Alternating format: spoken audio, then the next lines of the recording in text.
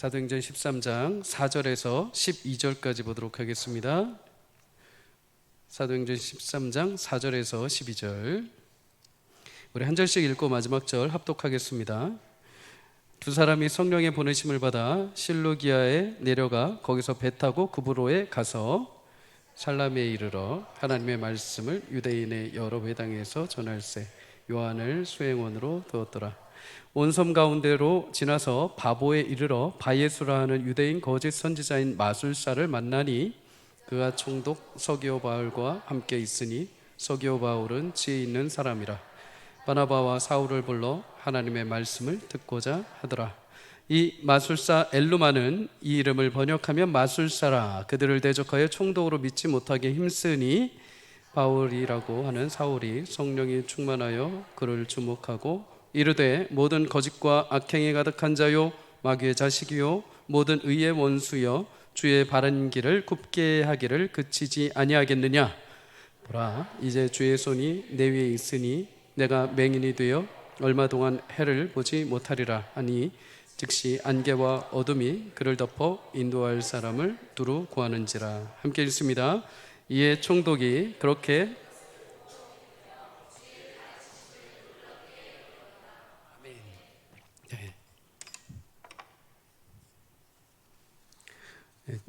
물을 따라주신 분이 사랑이 가득 넘치나 봐요. 물이 가득 나면서 네, 고맙습니다.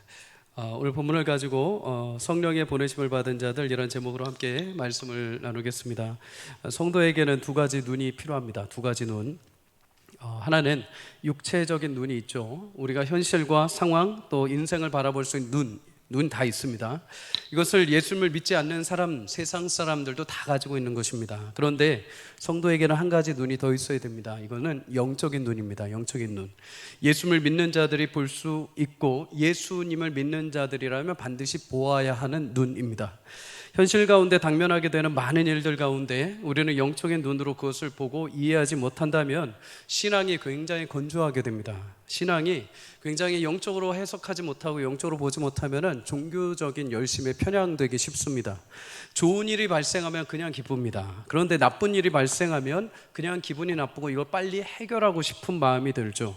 그래서 결국에는 신앙생활 하면서 무엇이 옳고 무엇이 그르냐, 이 싸움 가지고 우리가 시간을 허비할 때가 있습니다. 그래서 여러분, 정작 내 어려운 일, 내게 좋은 일, 내가 어려운 일, 힘든 일이 다가올 때 그 안에 담겨있는 하나님의 기쁘신 뜻과 그 일을 통해서 내 인생에 이루시고자 하시는 하나님의 계획을 우리가 놓쳐버릴 때가 있다는 것이죠. 이스라엘 백성들은 애굽에서 나와서 가나안에 들어가기 전에 광야에서 40년의 시간을 보내게 됩니다. 현실적인 눈으로 보면은 여러분, 가나안 땅까지는 애굽에서 족하게 걸어가면은 일주일이면 갈 수 있습니다. 빨리 걸어가면 일주일이면 도착하는 거리입니다. 그런데 하나님은 40년의 세월 동안 이스라엘 백성들을 광야에서 돌게 하시죠. 인간적인 눈으로 보면은 굳이 40년 동안 광야에서 시간을 허비하게 하신 것이 됩니다. 물도 없고 먹을 것도 없고 추위도 가득한 그 풍족하지 않은 곳에서 굳이 40년을 걷게 하신 이유, 우리는 이해가 되지 않죠. 그런데 여러분, 그래서 이스라엘 백성들은 그냥 현실적인 눈으로 봤을 때 이해가 되지 않게 그냥 원망하고 불평이 자주 쏟아졌습니다. 그런데 이 사건을, 이 시간을 영적인 눈으로 돌려보면 조금 다르죠. 신명기 8장 2절에 하나님은 이렇게 말씀을 하십니다. 내 하나님 여호와께서 이 40년 동안에 내게 광야길을 걷게 하신 것을 기억하라. 이는 너를 낮추시며 너를 시험하사 내 마음이 어떠한지 그 명령을 지키는지 지키지 않는지 알게 하려 하심이라. 여러분, 광야는 어떻게 보면 이스라엘을 위한 하나님의 훈련 장소였던 것입니다. 광야 인생을 통해서 하나님을 따른다는 것이 무엇인지, 아무것도 앞이 보이지 않는데 하나님의 말씀을 통해서 순종하고 걸어가는 것이 무엇인지, 지금 당장 마실 물이 없고 먹을 것이 없음에도 하나님 말씀에 순종해서 하늘에서 내리는 만나를 먹는 것이 무엇이고, 반석에서 물이 터지는 그 물을 마시는 것이 어떤 것인지를 체험하게 하시는 것이죠. 가나안 땅에 들어와서, 그래서 너희의 눈에 보는 것 많은 것들이 있지만 보이지 않는 하나님을 신뢰할 수 있도록 40년 동안 훈련을 시키신 것입니다. 여러분, 지금도 마찬가지입니다. 내게 발생하는 일들을 단순히 세상적인 눈으로 보고 판단하고 결정하다 보면 우리도 대부분 다 이스라엘 백성들처럼 광야에서 불평했던 것처럼 하루하루가 그냥 다 불평이고 원망하고 힘든 일밖에 없을 것입니다. 하지만 여러분, 그때마다 성도에게 필요한 것은 눈에 보이는 대로가 아니라 하나님의 시선으로 이 일들을 해석할 수 있는 능력이 필요한 것이죠. 영적인 눈으로 바라보게 될 때 지금 이 상황 이해가 되고, 지금 이 현실이 하나님이 나를 통해서 지금 이루시고자 하시고 나를 단련해서 빚어가시기로 하시는 관계에 있구나, 현실에 있구나라는 것을 깨닫게 되면서 우리는 이 현실이 빨리 지나가는 것이 아니라 이 현실을 통해서 하나님의 뜻이 이루어지기를, 그 시간을 통해서 묵묵히 하나님의 선하심을 맛보고 인자하심을 경험할 수 있는 시간이 되는 줄 믿습니다. 그래서 성도는 영적인 눈을 열어서 지금의 현실 속에서 하나님께서 나를 붙잡고 치열하게 싸워가시는 영적인 싸움이라는 것을 여러분 기억하셔야 됩니다. 단순히 그냥 좋은 일이 있을 때, 나쁜 일이 있을 때 그냥 좋고 나쁘고가 아니라 모든 일 가운데서 하나님이 여전히 치열하게 싸워오는 영적인 도전 앞에 나를 포기하지 않으시고 그 일들을 통해서도 계속해서 나를 성숙하게 하시고 자라가게 하신다는 것을 깨닫게 된다면 우리는 더 깊은 신앙의 경지, 하나님이 원하시고자 하시는 그 신앙의 연륜까지 우리가 자라가게 되는 것이죠. 여러분, 그렇다면 이렇게 현실 가운데 성도가 영적인 눈으로 볼 수 있는 힘과 영적인 전투를 해갈 수 있는 능력, 어디서 얻을 수가 있는가? 성경은 영적인 전투 가운데 중요한 것이 하나 있다고 우리에게 알려줍니다. 그건 무엇이냐? 기도입니다. 기도. 여러분, 에베소 6장 12절은 우리의 씨름은 이 세상 혈과 육을 상대하는 것이 아니라고 합니다. 우리의 싸움은 혈과 육, 눈에 보이는 나라, 전쟁, 사람, 관계, 우리의 현실, 문제, 이거하고 싸우기 위해 성도가 세워진 것이 결코 아니라는 거죠. 성도의 씨름은 보이지 않는 영적인 싸움이 시작되었다고 말씀을 합니다. 이 모든 싸움을 해석하고 이해하기 위해선 하나님께서 우리 가운데 입으라고 하신 게 하나 있습니다. 전신갑주입니다. 너희가 아무리 눈에 보이는 것으로 싸우고 머리로 계산해서 싸우려고 해도 이 싸움은 해결될 수가 없다는 거죠. 아무리 하나님께서 우리에게 주신 고난, 현실, 좋은 일들, 나쁜 일들이 다가왔을 때 그것을 인간적으로 해보려고 하고 인간적으로 계산해보려고 하면 그는 할 수가 없다는 거죠. 왜요? 차원이 다른 싸움이기 때문입니다. 그것을 싸우고 그것을 이기기 위해서는 하나님이 우리에게 허락하신 유일한 전신갑주를 입어야 됩니다. 그런데 이 전신갑주를 입고 그것을 작동할 수 있는 원리가 있는데 그것은 기도라고 하는 거죠. 그래서 에베소 6장 18절은 말씀합니다. 진리의 허리띠, 의의 호심경, 평안의 복음의 신, 믿음의 방패, 구원의 투구, 성령의 검, 곧 말씀을 가지되 이 모든 것들 위해 너희가 기도와 간구를 해라 라고 말씀합니다. 무기를 아무리 장착을 해도 그것을 내가 유연하게 사용할 수 있는 사용법을 모르는 겁니다. 내가 아무리 머리로 알고 마음으로 알고 신을 신고 딱 중무장을 했는데 그것을 어떻게 휘둘러야 될지 모르는 겁니다. 그 안에 윤활유가 흘러 돌아가면서 그것이 움직여야 되는데 그것을 움직일 수 있는 유일한 방법인데 그것이 기도라는 거죠. 내가 아무리 읽고 알고 아무리 내가 체험을 하고 아무리 내가 무엇을 입어도 하나님께서 그것을 내게 적용시키고자 하시는 믿음의 마음, 그것을 내가 확신을 가지고 휘두를 수 있는 검의 마음, 그런 것들이 유일하게 우리가 기도를 통해서 얻게 된다는 것입니다. 사랑하는 성도님들, 그러니 삶과 가정에 찾아오는 여러 일들 속에서도 여러분 기도를 통해서 영적인 전투를 능히 감당할 수 있는 지혜와 힘을 얻을 수 있기를 주의 이름으로 축복합니다. 치열하게 벌어지고 있는 영적 전투의 현실에서 여러분 총이 아무리 있어도 내가 무기가 있어도 그것을 사용하지 못하고 가만히 있으면은 공격당하기 쉽죠. 기도할 때마다 여러분 구하십시오. 하나님, 이런 상황 가운데 이 일을 통해서 제가 어떻게 해야 합니까? 하나님, 제가 어떤 마음으로 이 문제들을 대하고 하나님 이 일들을 통해서 저를 어떻게 세워가기를 원하십니까? 제가 어떤 결과로 어떤 결정을 하여야 하나님의 영광이 드러나겠습니까? 그렇게 간구할 때 하나님께서 여러분들에게 합당한 지혜를 주실 줄 믿습니다. 그리고 그것이 그냥 좋고 나쁘고 그냥 즐겁고 안 기쁘고가 아니라 그 일 하나하나를 통해서 나를 빚어가시는 하나님의 섭리와 역사를 맛보게 될 줄 믿습니다. 오늘 본문에도 보면 안디옥 교회에서 복음을 전파하기 위해서 이제 두 사람의 사도를 파송하는 장면이 나옵니다. 지난주에 말씀을 나눈 것처럼 안디옥 교회가 조금 더 안정되고 조금 더 자리를 잡고 조금 더 그럴듯하게 모형을 잡고 나서 파송하면 얼마나 좋을까라는 인간적인 마음이 들 수가 있죠. 그런데 하나님은 이제 막 시작된 안디옥 교회를 향해서 더군다나 핵심적인 인물 두 사람, 바나바와 바울을 선교사로 파송을 하게 하십니다. 여기서 우리가 한 가지 교훈을 얻게 되죠. 여러분, 교회의 주권은 하나님께 있는 줄 믿습니다. 교회의 주권은 인간이나 목사나 장로님이나 권사님이나 어떤 인간에게 있지 않습니다. 오직 하나님께 있는 줄 믿습니다.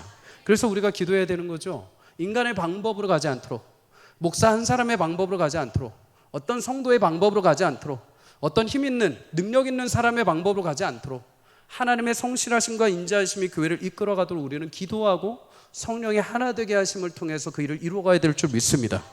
여러분, 하나님은 성령의 역사로 교회를 운행해 가십니다. 안디옥 교회와 성도를 흥왕하게 하신 분도 하나님이시오, 5명의 리더십 가운데 2사람을 선택해서 이 땅에서 저곳으로 보내시기로 결정하신 것도 하나님이십니다. 안디옥 교회가 파송한 것이 아니라 하나님이 파송 계획을 가지고 선포하라 하셔서 안디옥 교회가 기도하며 그것을 순종하며 실행을 한 것이죠. 여러분, 우리 교회도 부족하지만 선교지에 계신 선교사님들을 섬기고 있습니다. 이것은 특정한 누군가가 연관되어서, 제가 연관되어서 하는 것이 아니라 하나님이 보내셨기에 교회는 파송된 선교사님들을 위해서 기도하고 물질로 함께 후원하며 사명을 감당하는 것입니다. 8월에 우리 청년부 단기 선교도 마찬가지입니다. 단순히 교회가 가라 해서, 담임 목사가 가라 해서 가는 것이 결코 아닙니다. 이번에 필리핀 가보니까 한번 그냥 가볼까 해서 가는 것도 아닙니다. 하나님께서 우리 교회를 통해서 보내시기로 결정하시고 준비시키셨기에 하나님께서 말씀하심에 따라서 청년들이 순종해서 파송받는 것이죠. 그러니 파송받아가는 청년들, 하나님이 나를 택하셔서 가는 것임을 믿음으로 확신하며 성령의 인도하심을 따라 기도로 준비해 갈 수 있기를 주의 이름으로 축복합니다. 그러지 않으면 단기 선교하러 갔다가 단기 시험에 들고 옵니다. 100% 시험 듭니다. 왜요? 하나님의 뜻 없이 내 마음, 내 경험, 내 어떤 뜻을 이루기 위해서 갔다가는 금방 시험에 들고 옵니다. 사람의, 현실에, 상황에, 먹는 거에 여러 현실이 시험거리밖에 없습니다. 선교지 현장은. 근데 하나님의 뜻이 거기에 있기에, 하나님이 나를 부르셨기에 순종함으로 가는 것이기에 어떤 일이 찾아와도 자족함으로 그 일들을 능히 감당할 수 있는 힘을 하나님께서 주실 줄 믿습니다. 그래서 교회는 항상 청년들이나 어떤 단기 선교, 어떤 선교사님들 위해서도 항상 기도해야 되는 거죠. 교회는 청년들이 가서 좋은 경험, 그냥 봉사 차원에서가 아니라 하나님이 거룩한 부르심을 받고 가는 청년들이기에 여기서 가기 전부터 하나님 뜻이 어디 있는지, 또 이번 선교를 통해서 하나님이 내 인생 가운데 어떤 일을 이루시고자 하시는지를 깊이 체험할 수 있도록 여러분 기도해야 될 줄 믿습니다. 청년들도 마찬가지입니다. 그냥 한번 봉사 차원에서 가는 거 결코 아닙니다. 안 가는 이만 못합니다. 그러나 하나님이 나를 이 시대 2023년도 8월 달에 필리핀으로 나를 부르셨다는 사명과 목적을 가지고 기도하고 준비한다면 하나님께서 그 땅에서 여러분들을 새롭게 만나주시고 하나님께서 인생 가운데 분명하게 만져주시고 회복하실 일들이 그 땅에서 경험되고 돌아올 줄 믿습니다. 인생이 변화될 것입니다. 새로운 영적인 눈이 열리게 될 것입니다. 하나님이 어떻게 일해 가시는지를 분명하게 목도하고 돌아올 것입니다. 여러분 삶에 그런 놀라운 역사가 있기를 주의 이름으로 간절히 축복합니다. 여러분, 바울과 바나바도 자신들의 의지가 아니라 하나님의 의지와 하나님의 비전을 통해서 파송받게 됩니다. 하나님께서 이방의 선교사로 안디옥 교회를 통해서 파송을 하시죠. 이때 가장 먼저 가게 된 곳, 화려한 도시가 아닙니다. 육지가 아닙니다. 섬으로 가게 됩니다. 오지의 섬으로 가게 되죠. 우리 4절 한번 읽도록 하겠습니다. 시작. 2사람이 실루기아에 내려가 거기서 배 타고 구브로에 가서, 아멘. 그들이 배를 타고 구브로라는 섬으로 도착을 하게 됩니다. 구브로, 오늘날의 키프로스라는 섬입니다. 지중해에서 3번째로 큰 섬. 그런데 이 섬에는 몇 가지 특징이 있습니다. 첫 번째는 외부의 세력, 열강의 세력으로 지배를 받았던 적이 있습니다. 이 섬에는 특히 구리가 많이 납니다. 구리. 그래서 열강의 세력들이 이 섬을 지배하고 이 섬에 노예들을 많이 보냈습니다. 구리를 생산케 하기 위함이죠. 로마의 권세가 딱 임했을 때 이제 완전히 로마의 지배 아래 편입이 되게 됩니다. 로마에서 총독을 보내게 되죠. 이만큼 이 섬에 있는 많은 사람들은 정신적으로, 육체적으로 열강의 지배를 받다 보니까 여러 고충과 노예적인 삶의 흔적들이 많이 남아 있었습니다. 또 한 가지 특징은 그리스 신화에 등장하는 아프로디테 여신, 여러분이 흔히 알고 있는 비너스라는 여신을 숭상했습니다. 섬지방 유독 그렇죠. 제주도도 그렇고 섬지방은 특별히 종교심이 강합니다. 섬이라는 특수한 지역에 있다 보니까 바다 아니면 산 이런 것들의 신에 대한 존경심과 경외함이 굉장히 큽니다. 이 섬도 마찬가지입니다. 비너스라는 여신을 모시고 풍요의 여신으로, 출산의 여신으로 곳곳마다 성을 지어서, 전을 지어서 그 여인 신을 섬겼던 것이죠. 또한 이 섬은 바나바의 고향이기도 합니다. 바나바에게 익숙했기에 첫 전도 여행임에도 그들은 익숙하게 그 지리를 알고 전도를 했을 겁니다. 두 사람이 이렇게 구브로라는 섬에 도착을 합니다.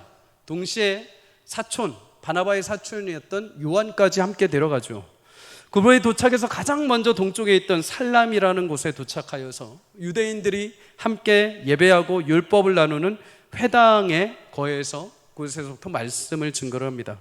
여러분, 그런데 여기서 회당에서 말씀을 증거했는데 회당에서 회심을 했다라는 사람은 아무도 등장하지 않습니다. 무슨 말일까요? 그 지역에 여러 회당을 다니면서 말씀을 증거를 했는데 한 사람도 복음을 듣지를 않은 것입니다. 여러분, 신기하죠?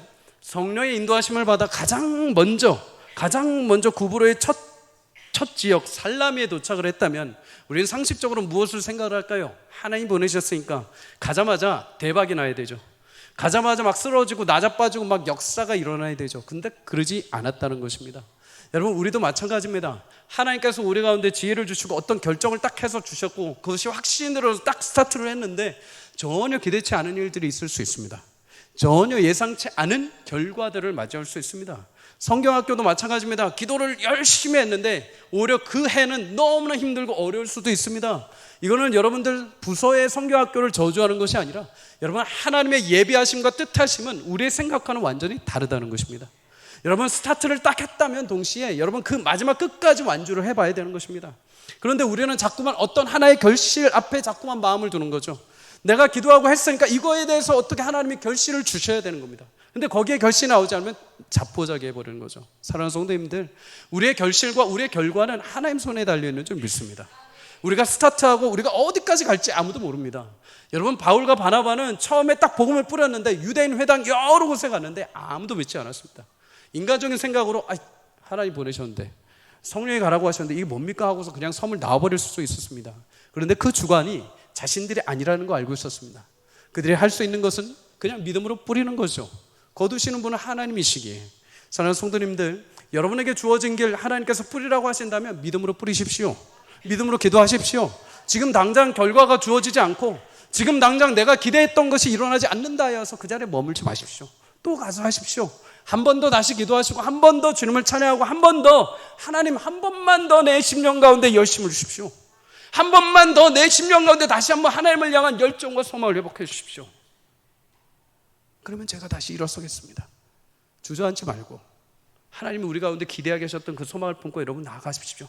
하나님이 반드시 그 끝에 하나님의 역사와 하나님의 때에 하나님의 일들을 이루어 가실 줄 믿습니다. 바울과 바나바는 거기서 멈추지 않습니다. 180km 정반대편에 있는 섬 반대편에 있는 바보라는 지역으로 가게 됩니다. 바보라는 지역, 여러분 그곳에 가서 새로운 사람을 만나게 되죠. 바로 오늘 본문에 등장하는 로마 총독 서기오 바울이라는 사람입니다. 이 섬의 수도라고 할 수 있는 바보 지역까지 180km를 걸어서 포기하지 않고 갑니다. 그리고 그곳에 가서 여러 회당들 안에서 또 복음을 전거하죠. 로마 총독 서기오 바울이 이 소식을 듣자마자 하나님 말씀에 대해서 궁금증이 생기기 시작을 합니다. 왜 그런가? 여러분 오늘 7절에 보면 그를 향해서 지혜 있는 사람이라고 말합니다. 지혜 있는 사람. 여기서 지혜라는 말은 원어로 지능이 있고 총명한 사람을 가리킵니다. 총독 서기오 바울, 그는 지적인 호기심과 인생에 대한 여러 가지 고민, 해답에 대한 갈증이 있던 사람입니다. 그러다가 두 사람이 전파하는 하나님의 말씀을 듣자마자 한 번도 자신이 들어본 말씀이 아닌 겁니다. 한 번도 자신이 듣고서 맛보지 못했던 지혜, 한 번도 인생의 죽음을 넘어서 깨닫지 못했던 그 영원한 세계에 대한 문이 열리니까 너무나 이 말씀이 고파지는 겁니다. 그래서 이 말씀을 듣기 위해서 두 사람을 자신의 관조로 초청을 하게 됩니다. 여러분, 세상의 많은 지식이 나를 충족시켜 줄 것 같지만 사실은 그렇지 않습니다. 인간적인 지식, 인간적인 지적 호기심, 지식에서 인생을 해석하려고 하면 할수록 우리는 점점 미궁에 빠져들 때가 있죠. 한계에 부딪힙니다. 왜 그럴까요? 여러분, 인생은 매일 물을 마셔도 갈증이 생기듯 지적인 능력으로 해결할 수 없는 목마름이 우리 가운데 늘 존재합니다. 서기오 바울 총독이 살고 있던 구브로 섬은 세상의 죄악과 우상숭배와 탐욕이 있던 도시입니다. 그러나 그러한 세상의 방법들이 난무해도 그에게 해결되는 것이 없었습니다. 그가 아무리 지적으로 능력이 뛰어나고 도시적으로 활락이 가득한 곳에 살 때 아무리 그것을 누려봐도 도저히 인생에 해결될 수 없는 부분, 도저히 채워지지 않는 갈급함이 있었던 거죠. 왜 그럴까요? 여러분, 전도서 3장 11절에 보면 하나님이 모든 것을 때를 따라 아름답게 지으셨고 또 사람들에게 영원을 사모하는 마음을 주셨다고 말씀합니다.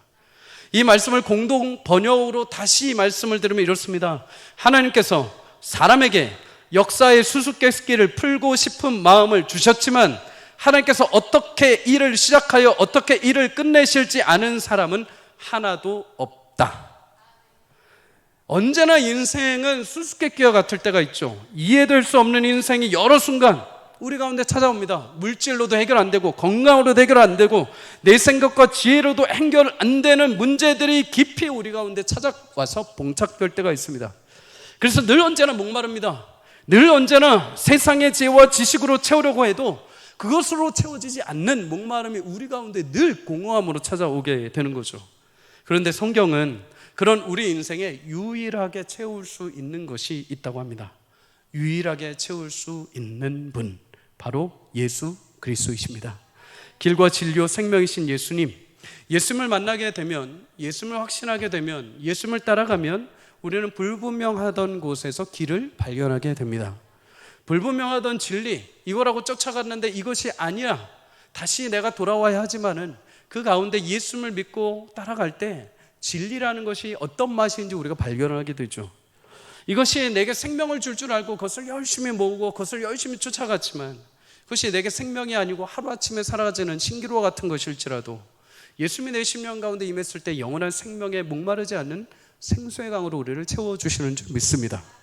로마에서 보낸 총독, 여러분 서기오 바울, 여러분 그는 부와 권력뿐만 아니라 탁월한 군사적 지식과 판결에 대한 능력까지 가지고 있던 사람입니다.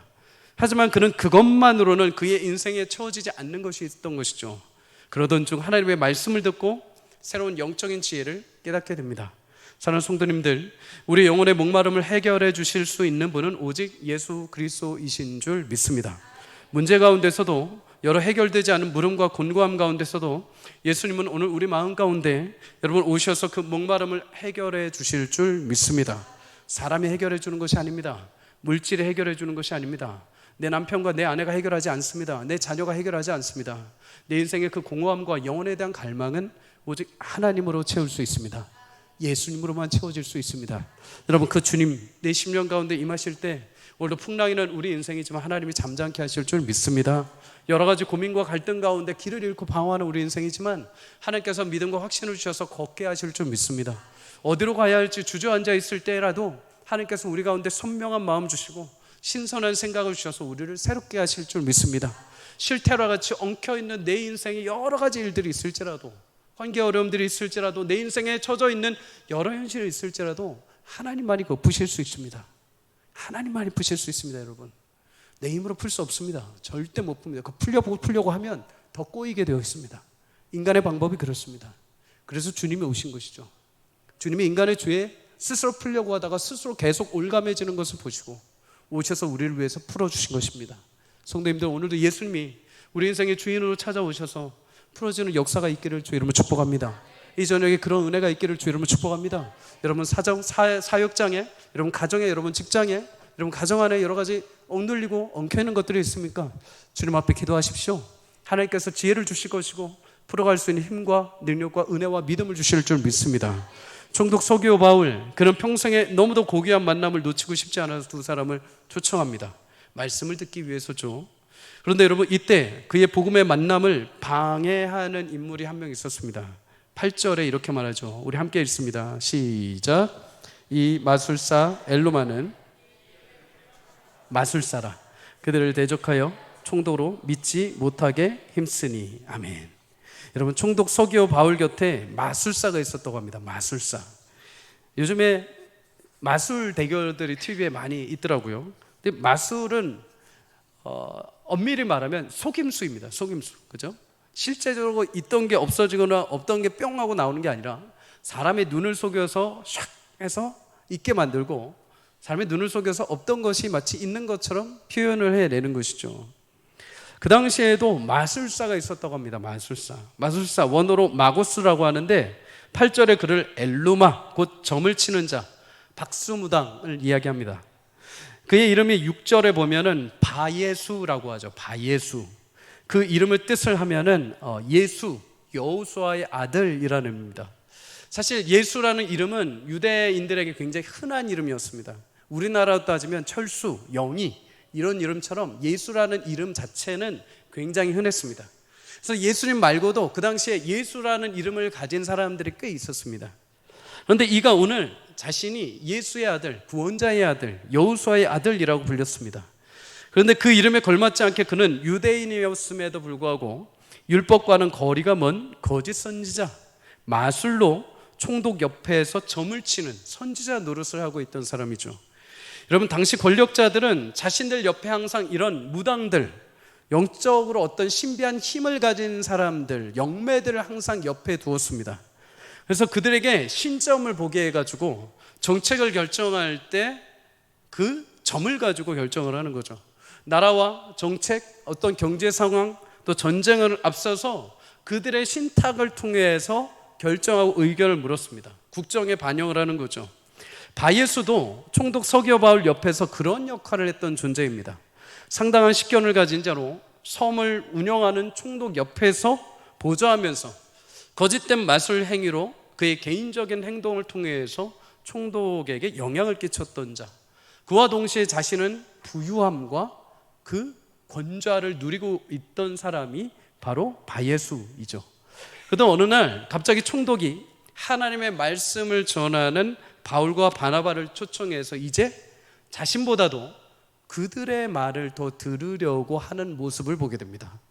이 모습을 본 마술사 바예수는 바울과 바나바가 전하는 하나님의 말씀을 경계하기 시작을 합니다. 왜 그랬을까요? 여러분, 총독이 진리의 말씀을 듣고 변화가 되어 눈이 띄어 자신이 내가 이제 앞으로 진짜 이 섬을, 이 민족을 통치할 수 있는 유일한 지혜가 하나님께 있구나라는 것을 발견하는 즉시 마술사 바예수는 어떻게 될까요? 그 직을 잃게 되는 것이죠. 자신이 여태까지 총독 옆에서 계속 거짓으로 총독을 사바사바하면서 자신의 입맛에 맞게 길들여 왔는데 이것이 지금 깨어지기 직전인 것입니다. 더 이상 자신의 힘이 미치지 못할까 봐 두려움이 사로잡히기 시작을 한 거죠. 그래서 바울과 바나바를 대적해서 총독이 더 이상 하나님의 말씀을 못 듣고 못 믿도록 옆에서 계속 작업을 해버리는 겁니다. 여러분, 오래전에 반지의 제왕이라는 영화가 있었습니다. 영화를 보면서 그 웅장한 스케일도 있었지만은 제가 그 장면 중에 하나가 눈에 띄게 기억이 났던 장면이 있습니다. 그 중에 이 반지의 제왕에는 문명의 세대가 크게 4개의 나라가 등장하는데 하나는 로한이라는 나라죠. 로한. 이 로한은 강력한 기마병을 가진, 군대를 가진 나라였습니다. 이 반지의 제왕에서 악한 공주 사우론이라는 이 악의 주축이 이 나라들을 정복하기 위해서 여러 가지 계략들을 펼칩니다. 그 중에 하나가 무엇이냐? 이 로한의 왕이었던 세오덴이라는 이 왕 옆에 자신의 책사를 보냅니다. 책사를 붙이는 거죠. 그리마라는 흑마술을 하는 책사, 간신을 이 왕 옆에다가 심어두는 겁니다. 그래서 이 로한의 왕 세오덴이 무엇인가 처음엔 굉장히 용맹스럽고 처음에는 백성들을 살피고 열심히 나라를 일구었는데 어느 순간부터 점점 얼굴색이 변하고 눈동자가 변하고 점점 얼굴이 하얘지면서 마치 시체처럼 변하기 시작하는 겁니다. 살아있지만은 시체 같은 모형으로 점점 변하는 거죠. 이유가 무엇인가? 아까 사우론이 보낸 책사 그리마라는 이 사람은 마술사였는데 흑마술을 하는 사람입니다. 세우된 옆에서 계속 속삭이는 거죠. 계속 마술과 주문을 넣는 겁니다. 당신의 딸도 믿지 말고 당신의 병사들도 믿지 마십시오. 저들이 당신을 죽이려고 합니다 하면서 계속해서 귀에다 대고 계속 속삭이면서 흑마술을 부립니다.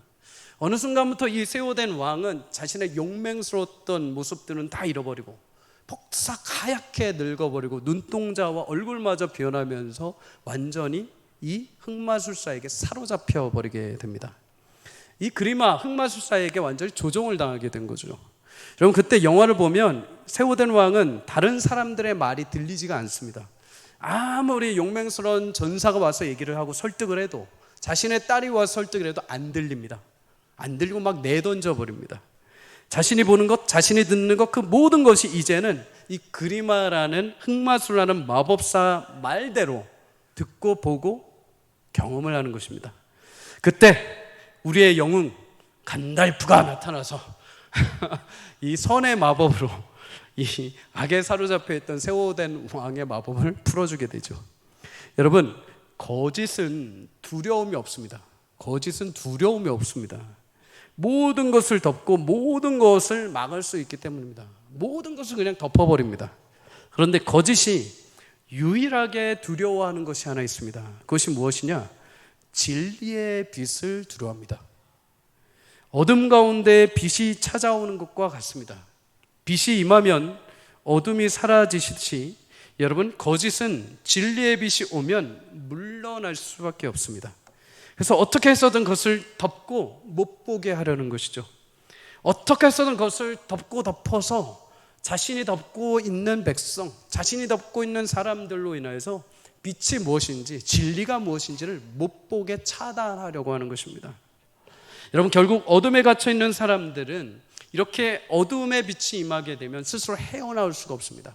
아무리 누군가가 옆에서 깨닫게 해주어도 이미 눈과 귀가 가려져 있기 때문에 깨달을 수가 없습니다. 여러분, 누군가 빛으로 그들을 건져주고 깨어내지 않으면 그것이 불가능하죠. 여러분, 여기서 우리는 구원의 놀라운 본질의 의미를 하나를 깨닫게 됩니다. 여러분, 구원은 어둠의 권세에 사로잡혀 있던 나를 하나님이 예수님으로 해방시켜 주신 놀라운 사건인 줄 믿습니다. 구원이라는 것은 말 자체가 여러분 끄집어내는 것입니다. 건져주는 거죠. 죄로 인해 죽게 된 나의 영혼과 사망에 사로잡혀 있던 어둠의 권세에 사로잡혀 종로로 타던 내가 그 권세 가운데 꽉 묶여 있는데 그 권세를 깨뜨리시고 그것을 끄집어내 주신 것입니다. 우리는 누누이 생각을 해야 됩니다. 내가 구원받았다고 했을 때 내가 멀쩡하게 어떤 집에서 살고 멀쩡한 자격이 있고 멀쩡한 대우를 받고 있는데 예수님이 찾아오셔서 이제부터 하나님 나라의 시민권자야, 이게 아니라 우리는 그럴 수 있는 존재가 아니라는 것입니다. 모두가 처절하게 어둠 가운데 아무리 내가 깨고 싶고 아무리 벗어나고 싶어도 이미 현혹되고 보이지 않고 들을 수가 없기 때문에 처절한 죄 가운데 사는 인생이었는데 그것을 하나님이 예수 그리스도로 깨고 오셔가지고 우리를 건져주신 것입니다. 살려주신 것입니다. 그래서 우리는 다시 살게 되었다고 말하는 것입니다. 멀쩡한 데서 나를 끄집어내 주신 것이 아니라 죽을 수밖에 없는 현실에서 다시 살게 해주셔서 다시 사는, 예수님으로 다시 사는 인생이 된 줄 믿습니다. 구원이란, 그래서 내가 할 수 없는 영역, 내가 할 수 없는 능력을 하나님이 예수님을 통해서 오셔서 끄집어내 주신 것. 오늘 바울은 총독 서기오 옆에서 붙들고 있는 바예수, 이 거짓 선지자를 향해서도 동일하게 얘기를 합니다. 오늘 10절에 이르되 모든 거짓과 악행이 가득한 자요 마귀의 자식이요 모든 의의 원수여 주의 바른 길을 굽게 하기를 그치지 아니하겠느냐. 여러분, 바울은 총독 서기오로 하여금 하나님의 말씀을 듣지 못하도록 방해하는 영적 실체가 무엇인지를 명확하게 성령 충만한 가운데서 선포를 합니다. 무엇이냐? 거짓과 악행이 가득한 자 마귀의 자식이라고 합니다. 여러분, 우리도 마찬가지였죠. 우리가 우리의 사로잡혀 있음, 죄악 가운데 어둠 가운데 우리를 사로잡고 있던 존재는 마귀요 사단이죠. 사단의 권세 아래 우리가 꽉 붙들려 있었습니다. 스스로 헤어나올 수 없고 자유할 수 없던 그 시점에 주님이 오셔서 그 결박을 깨치고 우리를 건져주신 것이죠. 여러분, 마귀는 어떤 인물인가? 여러 가지 그의 특성, 그의 어떤 행적이 있지만 대표적인 것은 거짓을 자행하는 자라고 말합니다. 요한복음 8장 44절에 예수님은 자신들이 아브라함의 혈통으로 하나님의 자녀됨이라고 주장하는 유대인들을 향해서 예수님이 이렇게 말씀을 하십니다. 너희가 진정 하나님의 아들이며 아브라함의 혈통이라고 한다면 하나님이 보내신 나 예수의 말을 너희가 믿었을 것이다. 너희는 아비가 하나님이라고 하지만 너희는 아니다. 너희는 아비 마귀에게서 났으니 너희 아비의 욕심대로 너희도 행하고자 한다. 그는 처음부터 살인하는 자요 진리가 그 속에 없으므로 진리에 서지 못하고 거짓을 행할 때마다 자기 것으로 말하나니 이는 그가 거짓말쟁이요 거짓의 아비가 되었습니다. 여러분, 유대인들을 향해서 너희의 진짜 아비는 마귀라고 하십니다.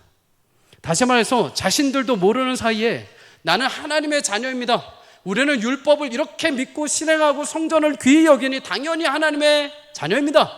우리는 아브라함의 혈통을 이어받고 우리는 율법을 받았으니까 당연히 하나님의 아들이죠 라고 했는데 예수님 오셔가지고 아니라고 합니다. 너희는 마귀의 자녀다. 너희도 모르는 사이에 마귀의 권세 아래 놓여서 마귀의 행위를 그대로 따라하고 있다는 겁니다. 오늘 본문에 나오는 바예수 역시 그러한 일을 자행하고 있었죠. 가장 큰 특징 중에 하나는 거짓으로 악행을 벌이고 있었다는 겁니다. 여러분, 거짓이 어디에서 시작이 되느냐? 방금 읽은 요한복음 8장 44절에 말씀하는 것처럼 마귀의 욕심에서부터 시작됩니다. 욕심에서. 창세기에 보면 마귀는 하나님을 대적하기 위해서 자신의 욕심을 유발해서 가장 먼저 아담과 하와를 찾아갑니다. 결국 거짓 호도로 아담과 하와는 자신들의 인간적인 탐욕에 사로잡혀서 선악과를 따먹게 되죠. 그리고 마귀 권세 아래 들어가게 됩니다. 여기서 마귀의 특징이 한 가지 또 나옵니다. 마귀는 그렇게 함으로 하나님의 길, 주의 바른 길을 굽게 만드는 자입니다. 굽게 만들다, 패역하다, 삐뚤어지게 하다, 거스르다는 의미를 가지고 있습니다. 믿지 못하게 오해하게 만드는 것이죠. 사단은 하나님의 선하신 뜻을 계속 굽게 만듭니다. 아담과 하와에게 마치 사단이 와서 하나님이 너희한테 왜 선악과를 먹지 말라고 하신 줄 아냐? 하나님이 자신과 같이 영광스러운 자리에 니네가 못 서도록 니네가 그걸 먹으면 하나님처럼 될 것을 아시기에 하나님 너희들 그거 못 먹게 하시는 거다. 중간에서 완전히 하나님 뜻을 굽게 만드는 것이죠. 삐뚤어지게 만드는 것입니다. 여러분, 하나님의 뜻, 하나님의 바른 길을 굽게 만드는 사단의 전략. 그러나 성도님들 기억하십시오. 사단은 지금도 우리에게 그렇게 찾아옵니다. 사단은 언제라도 우리 배후에서 하나님과 우리 사이를 막아서 계속 굽게 만듭니다. 자꾸만 거짓으로 하나님을 오해하게 만드는 거죠. 아주 작은 틈을 비집고 들어와서 하나님과 성도 사이를 이간질하고 원망하게 만들고 상처받게 만들고 힘들게 만듭니다. 하나님에 대한 신뢰, 성도에 대한 신뢰, 사랑과 믿음을 점점 멀어지게 만드는 거죠. 고린도후서 11장 14절의 말씀처럼 광명의 천사처럼 다가옵니다. 광명의 천사처럼 이것이 맞는 것처럼 다가오지만은 정작 실상은 성도로 하여금 어둠의 영안의 눈에 갇히게 해서 우리를 하나님을 보지 못하게 하고 하나님의 깊은 뜻을 통달하지 못하게 만들고 우리를 그 즉시 현장에서 하나님과 멀리 떨어지게 만드는 것이죠. 사랑하는 성도님들 기억하십시오. 하나님은 진리이시고 완전한 분이신 줄 믿습니다. 야고보서 1장 17절의 말씀처럼 하나님은 변함도 없으시고 회전하는 그림자처럼 변하는 일이 없으신 분이십니다. 인생을 향해 하나님의 구원을 하신 것, 그러한 마귀의 권세에서 예수님의 보혈의 능력으로 우리를 찾아오시고 우리를 해방시켜 주셨습니다. 어떤 일이 찾아오도 어떤 순간이 찾아오도 그것이 좋은 일이든 싫은 일이든 나쁜 일이든 고난의 일이든지 간에 여러분 끝까지 하나님을 신뢰할 수 있기를 주의 이름으로 축복합니다. 사단은 그 일들을 통해서 우리를 마음을 굳게 만듭니다. 여러 가지 현실을 통해서 우리의 마음을 상하게 만들어 봅니다. 관계를 깨뜨리고 우리의 믿음과 신앙을 저버리게 만들고 그냥 하나님 앞에 주저앉게 만들어 버립니다. 낙심하게 만드는 거죠. 그것이 사단의 전략입니다.